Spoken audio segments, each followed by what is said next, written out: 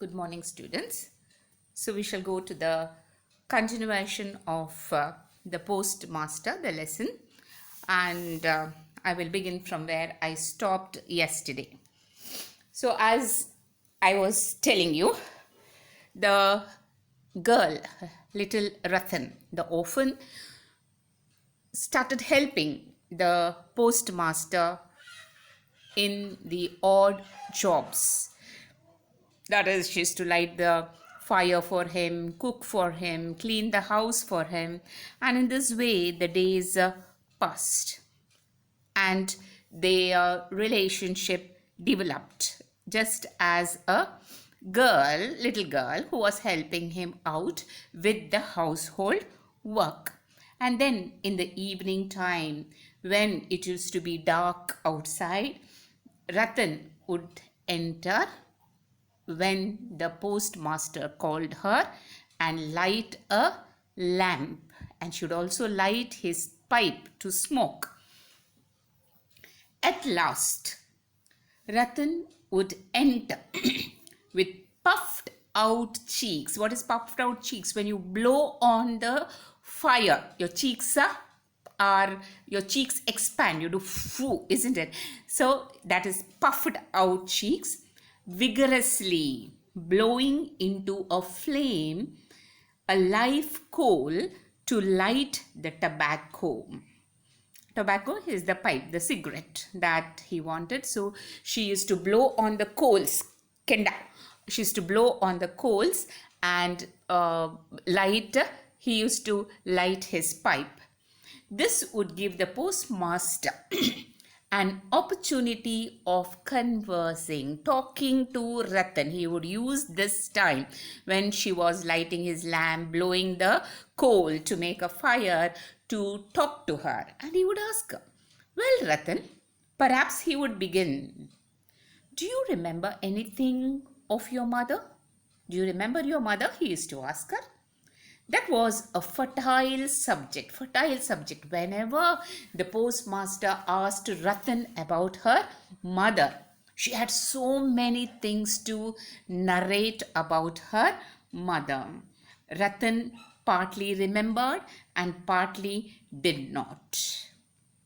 Her father had been fonder of her than her mother. Him she recollected more vividly, clearly. She could remember, she says, her father more than she could remember her mother. He used to come home in the evening after his work, and one or two evenings stood out more clearly than others, like pictures in her memory.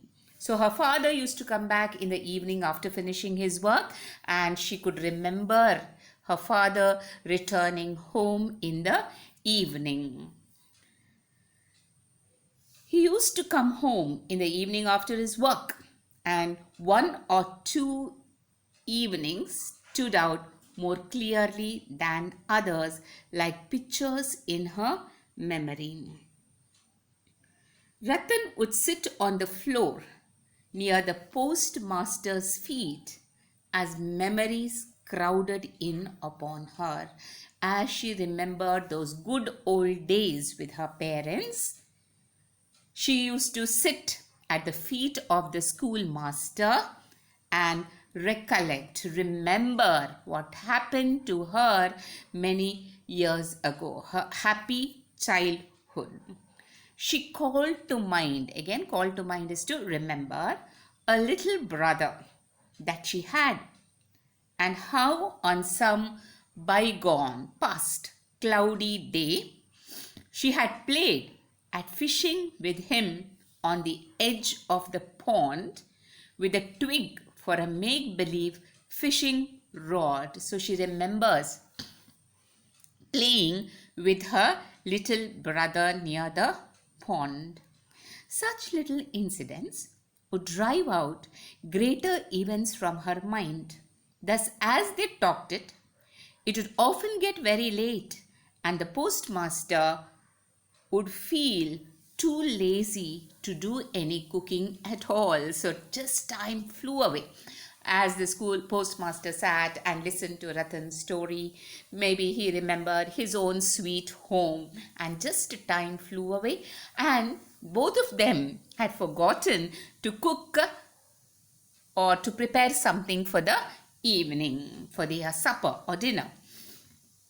Ratan would then hastily light the fire. It was late. She had to prepare something for the postmaster to eat, and hastily, in a hurry, she would get up and she would toast some unleavened bread, which, with the cold remnants of the morning meal, was enough for their supper. So whatever leftovers of the morning would be heated up because there was no time to cook, and they would eat the same bread which was left in the morning after breakfast. They would heat it up and eat it.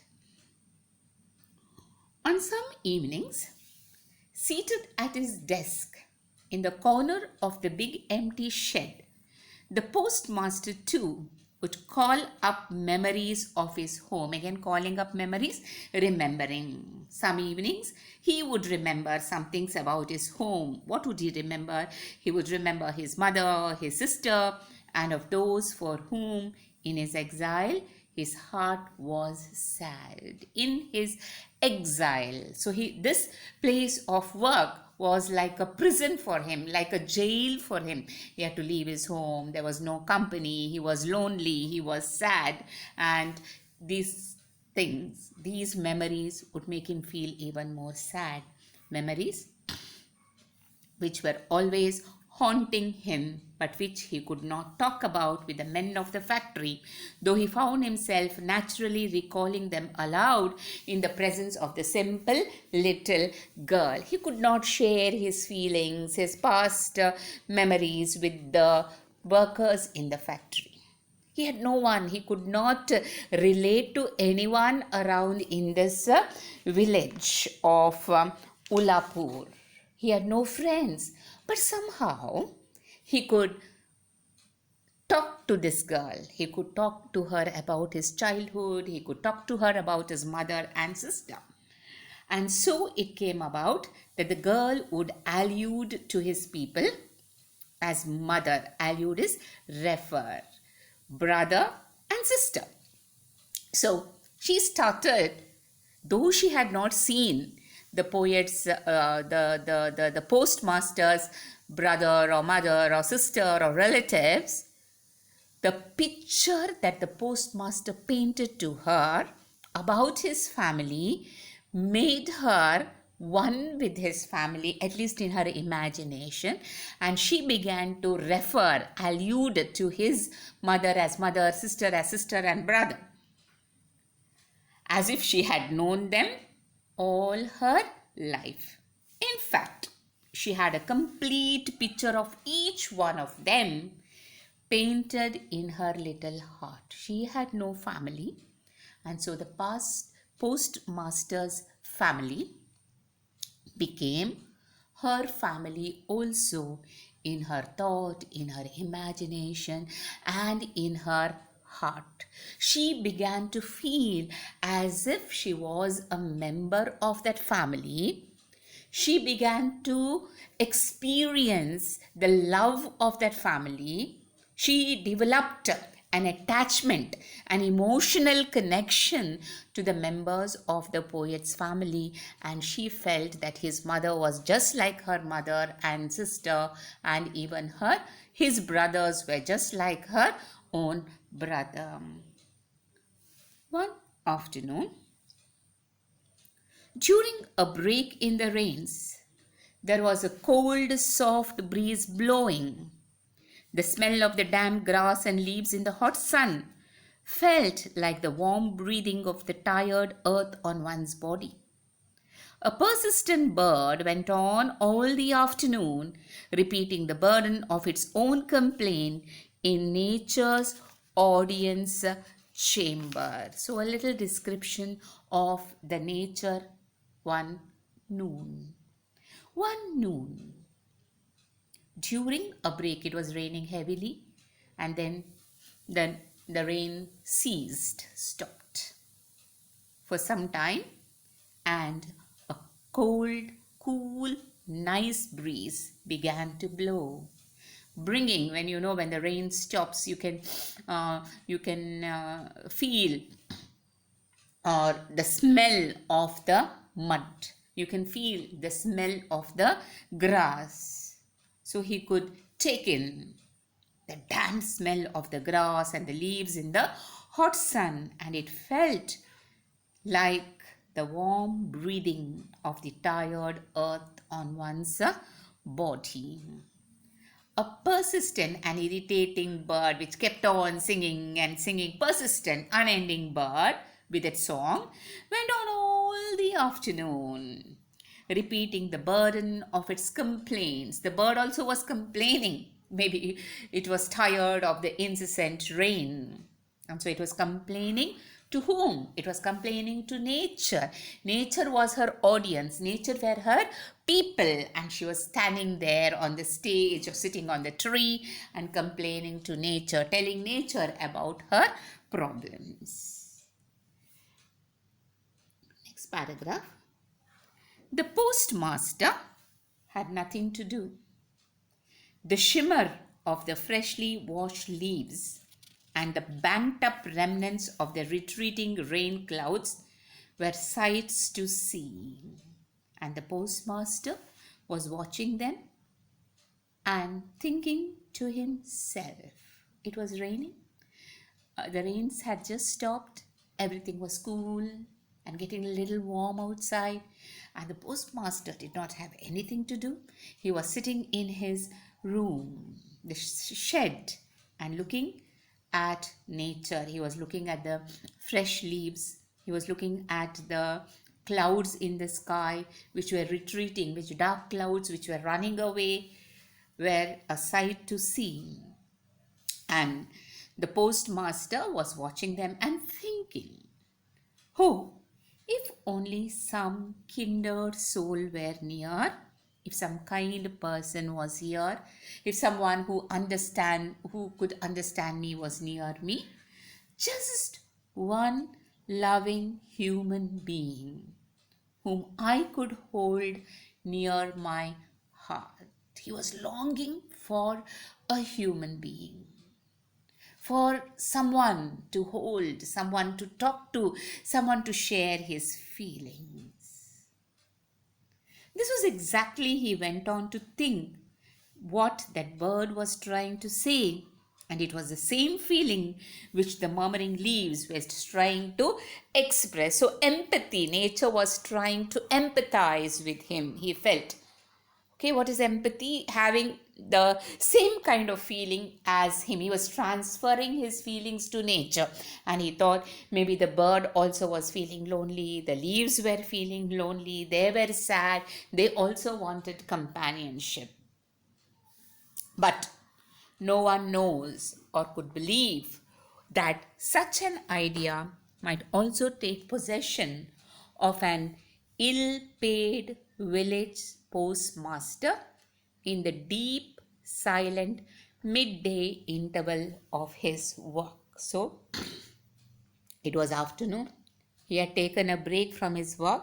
He had nothing much to do, and he was sitting there feeling lonely and waiting for another human being to talk to tell that person, to share his life with another person. Maybe he was longing for a partner too. But he was alone in this place, and the postmaster did not have anyone there. And he felt sad. He sighed and called out, Ratan. He called out to this girl. She was the only companion. He called out, Ratan. Ratan was then sprawling beneath the guava tree. She was sitting under a tree, busily engaged in eating unripe guavas. At the voice of a master, she was so happy that the master was calling. Maybe she too felt very lonely. She had no one, just like the postmaster. So she was sitting under a guava tree and eating some unripe mangoes. And she was so thrilled, happy when she heard the voice of the schoolmaster. And she, not schoolmaster students, postmaster, and she ran towards him and asked, "Were you calling me, Dada?" "I was thinking," said the postmaster, "of teaching you to read." And then, for the rest of the afternoon, he taught her the alphabet. He taught her to write. Okay? He taught her to write some letters. The alphabet. Maybe he taught her the letters of the Bengali language. Thus, in a short time, Ratan was a very good student. In a short time, she had got as far as the double consonants. Consonants are vyanjanas. We call them vyanjanas. So you have the alphabet divided into vowels and consonants. Vowels are the swaras, consonants are the vyanjanas, and she started learning them and she could pick up very fast. She was a very good student. Thus, in a short time, she was able to pick up the consonant. It seemed as though the showers of the season would never end. So rain kept on and on, incessant rain. There was a small break, but once again the showers, it started raining. Canals, ditches, hollows were all overflowing with water. Day and night, the patter of the rain, the sound of the rain on the rooftop was heard. And during the rainy season, the frogs croak, the croaking of frogs. The village roads became impassable. They were flooded, and the marketing had to be done in punts.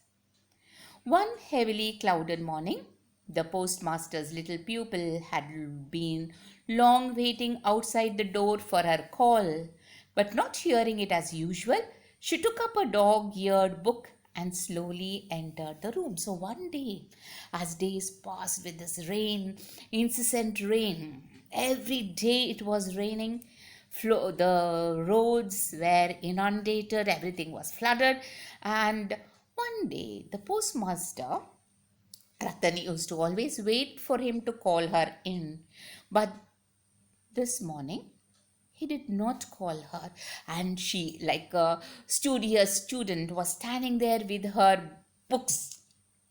The schoolmaster did, the postmaster did not call out to her, and that is why slowly she stepped in with her books, and she found her master stretched out on his bed, and thinking that he was resting, she was about to retire on tiptoe when she suddenly heard her name, Ratan.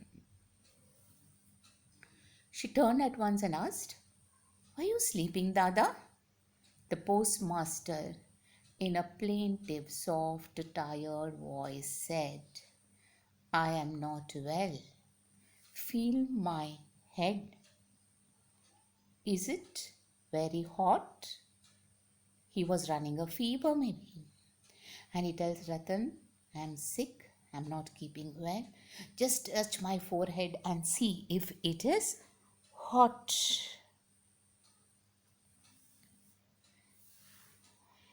In the loneliness of his exile and in the gloom of the rains, his ailing body needed a little tender nursing. He longed to remember the touch on the forehead of soft hands with tinkling bracelets, to imagine the presence of loving womanhood, the nearness of his mother and sister, and the exile was not disappointed. Ratan ceased, stopped to be a little girl. She took the place of a mother, of a nurse, of a doctor. She at once stepped into the post of the mother. She called the village doctor, gave the patient his pills at proper intervals, sat up all night by his pillow, cooked him his gruel for him, and every now and then asked, "Are you feeling a little better, Dada?" So she took care of the school, of the postmaster, as if he were her own. She prepared his food. She prepared something for him to eat. She gave him his tablet. She called the doctor. She took care of him like a mother would take care of a son, a sister taking care of a mother, and a doctor or a nurse taking care of the patient. She was all rolled into one. She played different roles. And just as he longed for a woman, there she took the place of a woman also with her loving touch, and she nursed this man, the postmaster, back to health. It was some time before the postmaster's weakened body was able to leave his sick bed. No more of this, said he with decision. I must get a transfer. He at once wrote off to Calcutta an application for a transfer on the ground of the unhealthiness of the place. So, what does the postmaster decide? Once he is out of his sick bed, he says, I'm going to say goodbye to this place. I cannot live in this remote village. I cannot live in exile. And he wrote an application seeking a transfer. And the reason for his transfer was the unhealthiness of the place. Students will stop here. I will continue the rest of the lesson in the next video. Thank you.